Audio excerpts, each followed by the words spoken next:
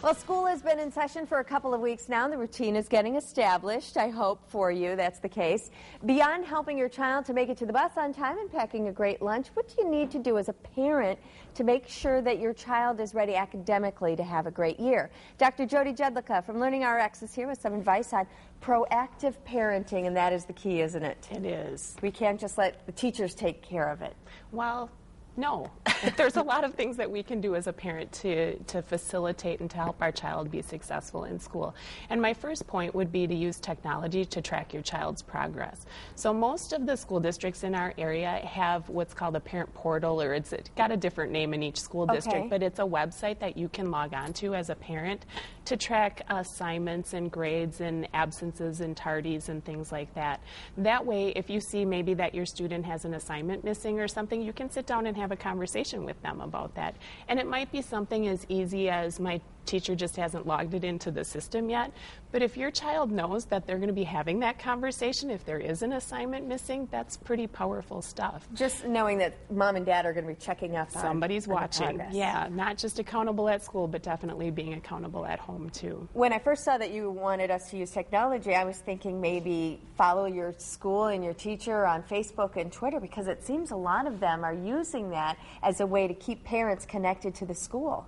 That's actually really interesting. I am not a huge user of Facebook. I know I'm probably the only person on the planet, but that would be really exciting. Well, I have to tell you, I am a big user of it, but didn't read my posts in a timely fashion and therefore missed the note about early release day. And you're going to have to my daughter at school. You're going to have to just let that one go. Okay. Let's move on now. Communicating with your child's teacher, whether it's Facebook or Twitter or by email, just keeping that communication together is important. Right, and I think, at the beginning of the school year, we get the first couple of weeks going. A lot of schools will have meet the teacher nights or open houses so they can kind of showcase what they've been doing the first couple of weeks.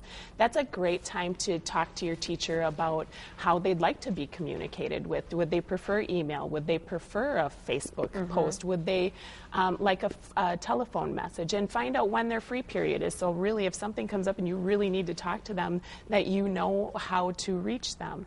Also, a lot of teachers will send home a sheet that they want you to fill out or a form that they want you to fill out about your students so that they know how to best teach them. And this is not the time to say Bella likes puppies in Hannah, Montana. This is the time to say my child's a good reader, but they are having difficulty focusing on their math facts to learn them well enough.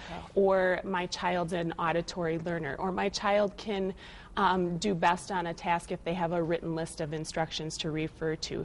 This is not the time to gloss over any difficulties that your child might be having. Your teacher is on your team, and so they can really jump in with both feet and hit the ground running if you give them that good information. And in order to give that good information, you really need to know your own child's strengths and weaknesses. Absolutely, absolutely, and that would be my third point, is understand what your child's learning style is. By the time your child finishes elementary school, they'll have at least 6 teachers. Then when they get into middle and high school, they'll probably have 6 or 7 teachers a year that they have to do. That's about 60 teachers by the time they graduate from high school. You as the parent are the one constant from year to year. So knowing how your child learns is so powerful. It allows you to help them know how to study. It allows you to help them play to their strengths and help work around or improve their weaknesses. For some parents, that might be easy. Oh, I know the way my daughter or son learns. I know their style. But if you don't, and you suspect maybe your child is having trouble, you have some screenings. Yeah. Free screenings? Free screenings. Tell Can us you about believe that? If you don't know what your child's learning style is, call us at probably the best way to reach us would be going to our website, learningrx.com/Appleton or Green Bay. And through the end of October, we're offering free learning style screenings. So you can come in and we can help you understand if your child's an auditory, visual, or so on learner.